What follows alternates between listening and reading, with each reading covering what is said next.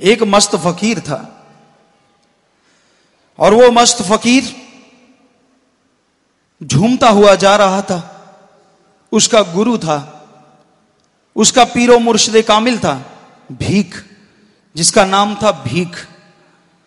और वो झूमता हुआ गलियों में, बाजारों में एक ही कहता जा रहा था, जा भीख, या भीख रहम कर, जा भीख मुझे चरणों में जगह दे, या भीख तू सब कुछ है मेरा दाता रहबर साईं सब कुछ।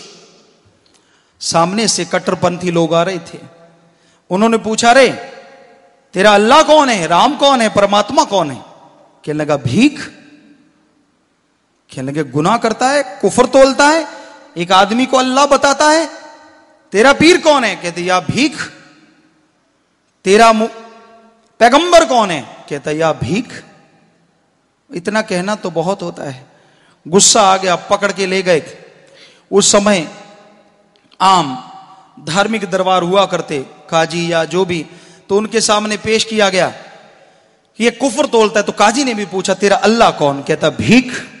निर्भय, चेहरे पे कोई सिकनी नहीं, हालांकि नूर रखा है, बाजू बांध रखे।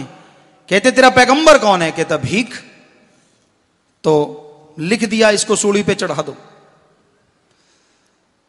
तो बस उनका निर्णय आखिरी होता था, लेकिन बादशाह की एक मोहर लगाई जाती थी। तो शायद अकबर बादशाह था उस समय, उसके सामने पेश किया गया। अकबर ने पूछा क्या बात है? कहती है ये गुनाहगार है, काफिर है, ये अपने गुरु को अल्लाह और गुरु को पैगंबर मानता है। अकबर बादशाह ने जब देखा सामने वो फकीर खड़ा है और उसकी चेहरा दग दग कर रहा है, आंखों में डर भय राम की कोई चिंता की रेखा ही नहीं है, तो उसका वजूद कांप गया कि मैं शहनशाह हूं, मैं इसकी तरफ देख नहीं पा रहा, जरूर इसमें कोई बात है। वो कहता है छोड़ो इसको, बंधन खोल दो। कहते जी भाग जाएगा। कहते भागने दो। खोल दिए बंधन। क्या भागना था फकीर ने। तो बादशाह ने पूछा तेरा अल्लाह कौन है? कहता भीख। कहता तेरा पैगंबर? कहता भीख। पूरा दृढ़ता से निश्चय से जवाब दिया। तो बादशाह कहने लगा यार 4 साल हो गए, बरसात नहीं हुई, हे महात्मा, हे फकीर, क्या तेरा भीख बरसात करवा देगा? कहता पूछ के बताता हूं। साइड में चला गया, समाधि में बैठा। कहता हां परसों बरसात हो जाएगी।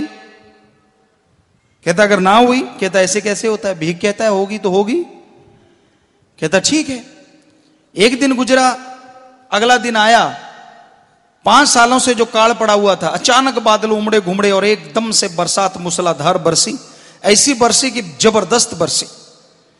अगले दिन पकड़ के ले आए। बादशाह कहने लगा जल्दी बुलाओ उस फकीर को। बुलाया। कहने लगा भी बरसात करवा दी?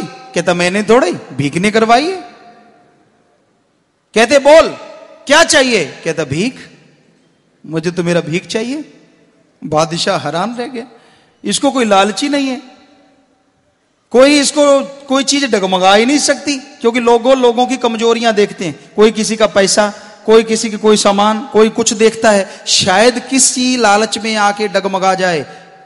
बुरा ना मानना, कोई यहां भी बैठा हो तो भाई डगमगाने वाला, माया रानी चीज ही गंदी है, पर कोई हो सकता है, कोई, सारे नहीं, सारे तो मालिक के प्यारे हैं ज्यादातर। तो वो कहने लगा जी मेरे को तो भीख चाहिए। कहते नहीं, तुझे 10 गांव का पटा देते हैं, 10 गांव तेरे हो गए। कहते मैंने गांव से क्या लेना है, मुझे तो भीख चाहिए। कहते ना। कहते मैं नहीं लेता। कहते भीख को देंगे? कहते आपकी मर्जी, और भीख जाने आप जानो, कहां है भीख, मिला तो दे। कहता मिला देता हूं, चलो। चल पड़े, भीख के पास पहुंचे। उनके गुरु और चेहरा दग दग कर रहा है नूर से, अल्लाह मालिक से तार जुड़ी हुई है। उसके पास पहुंचे। कहते ये 10 गांव का पटा है, ऐसा ऐसा करके। वो कुछ नहीं बोले, चुपचाप रहे, ना पटा उठाया। और वो बादशाह सारे जितने लोग थे उनको आशीर्वाद दिया, सब वापस चले गए। तो वो मुरीद अपने गुरु के चरणों में गिर गया। कहता जी मुझे तो आपके दर्श दीदार चाहिए।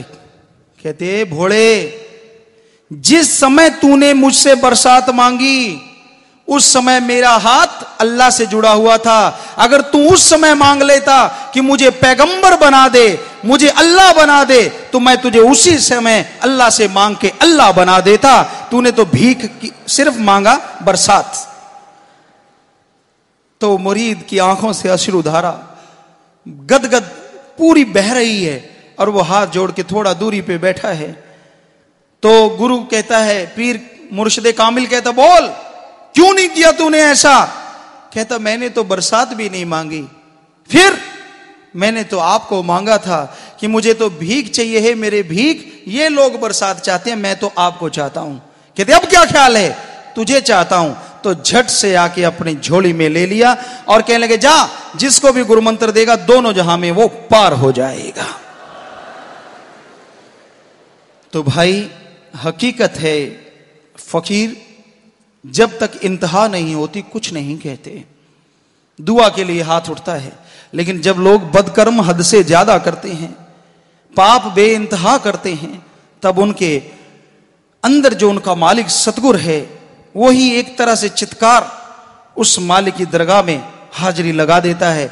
उसकी अपनी चित्कार नहीं होती, संतों की चित्कार का कोई लेना देना नहीं, लेकिन जितने भी मुरीद होते हैं उनकी चित्कार जब एक फकीर के अंदर घुस जाती है तो समेत फकीर और समेत साध संगत की चित्कार उस अल्लाह वाहिगुरु राम के दरबार में जाके पेश होती है। और वहां कोई अपील पैसे देके नहीं कर सकता, कोई नोटों से किसी को नहीं खरीद सकता।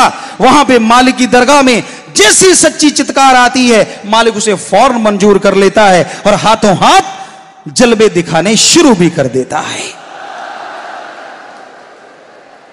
तो ये साध संगत की चित्कार है, उन प्यार मोहब्बत के रंगे हुओं की चित्कार है, जिनका पेशा प्यार है, जिनका पेशा अपना सच्चा सदगुरु मुर्शिद कामिल यार है, जो अल्लाह राम से बेइंतहा प्यार करने वाले हैं, जो किसी को दुख देने वाले नहीं हैं।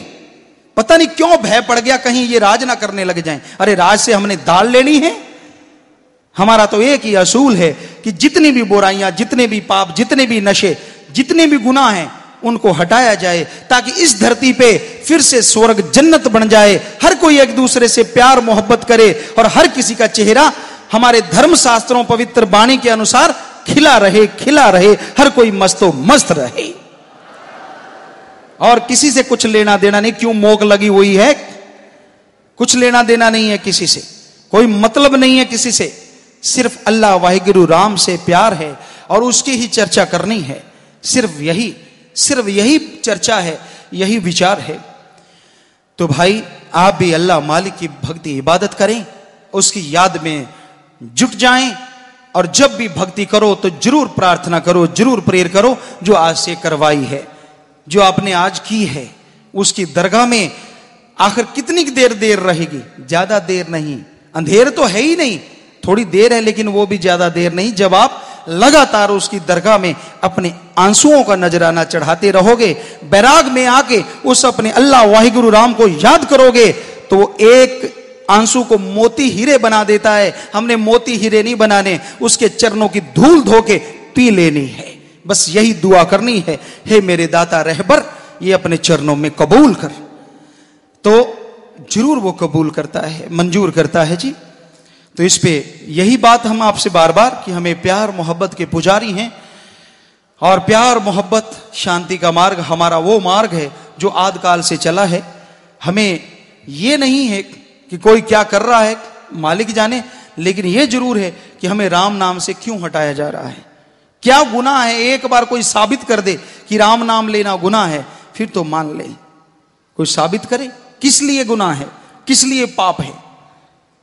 तो भाई यही बात, यही सच्चाई